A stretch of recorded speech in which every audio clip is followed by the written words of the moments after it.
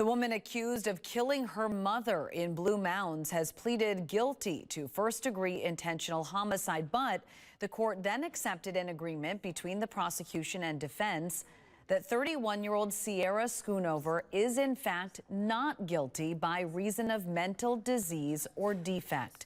Schoonover and her mother were seen arguing in their driveway on Smoky Mountain Trail back in April. Heather Schoonover was found with multiple stab wounds inside the home later that day.